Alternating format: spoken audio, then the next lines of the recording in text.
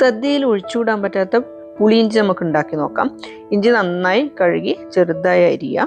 ഇഞ്ചിയുടെ ഗുണങ്ങൾ പ്രത്യേകിച്ച് ഇനി പറയാനൊന്നുമില്ലല്ലോ. നന്നായിട്ട് ഡൈജഷന് വേണ്ടി ഹെൽപ്പ് ചെയ്യുന്ന ഒരു ഘടകമാണ് ഇഞ്ചി. അതുപോലെ നമുക്ക് കോൾഡ്, കഫ് അതിനൊക്കെ നമുക്ക് വളരെ എഫക്റ്റീവായിട്ടുള്ള ഒരു ഡെയിലി യൂസ് ചെയ്യുന്ന ഒരു ഐറ്റമാണ് നമ്മുടെ ഈ ഇഞ്ചി. അപ്പോൾ ഇഞ്ചി വെച്ചിട്ട് പുളിയിഞ്ചി ഉണ്ടാക്കി വെക്കുകയാണെങ്കിൽ ഇടയ്ക്കിടയ്ക്ക് കുറച്ച് കഴിക്കുമ്പോൾ ഒരു പിക്കിളിൻ്റെ എഫക്റ്റുമായി നമ്മുടെ ഹെൽത്തിനും അത് ബെനിഫിഷ്യലാണ്. അപ്പോൾ ഇതാ നമ്മൾ ചെറുതായിട്ട് ഇഞ്ചി അരിഞ്ഞെടുത്തിട്ടുണ്ട്. പിന്നെ ഒരു 5-6 പച്ചമുളകും അതുപോലെ തരിതരിപ്പായിട്ട് അരിഞ്ഞിട്ടുണ്ട്.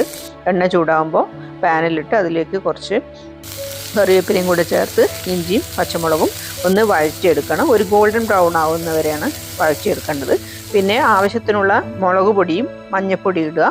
മുളക് പൊടി എരിവിനനുസരിച്ച് ഇടുക. പിന്നെ ഉപ്പ് പാകത്തിനിടുക. എന്നിട്ട് കുറച്ച് പുളി നന്നായി പിഴിഞ്ഞ് അതിൻ്റെ പൾപ്പ് മാത്രം എടുത്തിട്ട് ഈ മസാലയുടെ പച്ചമണം മാറിയതിന് ശേഷം ഈ പുളിവെള്ളം അതിലേക്ക് ആഡ് ചെയ്യുക. നന്നായി കുറുകുന്നവരെ ഒന്ന് കുറുക്കിയെടുക്കുക. തിക്കായി വരും. അപ്പോഴേക്ക് ആ ഡ്രൈ ആയിട്ടുള്ള ജിഞ്ചറൊക്കെ അതിലേക്ക് ലയിച്ച് ഒരു നല്ലൊരു തിക്നെസ് നല്ല പാകമായിട്ട് വരുമ്പോഴേക്ക് നമുക്ക് 5-6 ആണി വെല്ലം, അല്ല ഒരു പാനിയാക്കിയിട്ടാണെങ്കിൽ അത് നോക്കണം. നന്നായിട്ട് കല്ലൊക്കെ ഉള്ളതാണോ നോക്കിയിട്ട് പാനിയാക്കണമെങ്കിൽ പാനിയാക്കിയിട്ട്, പക്ഷെ അധികം വെള്ളമാക്കരുത്, അതിലേക്ക് ആഡ് ചെയ്യാം. ആ വെല്ലമൊക്കെ അതിലേക്ക് നന്നായി യോജിച്ച് വരുമ്പോഴേക്ക് ഇതുപോലെ ഒരു നല്ല തിക്കായിട്ടുള്ളൊരു ഇതിലാണ് നമുക്ക് കിട്ടുക. അത് ഗ്യാസ് ഓഫ് ചെയ്ത് മാറ്റി വെക്കുക.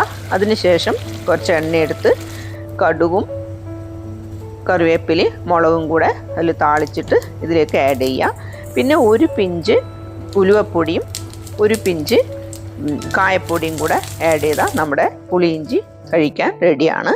ഫ്രിഡ്ജിൽ വെച്ചാൽ കുറേ ദിവസം കേടാവാതെ സൂക്ഷിക്കാം. എല്ലാവരും ഒന്ന് ട്രൈ ചെയ്ത് നോക്കും.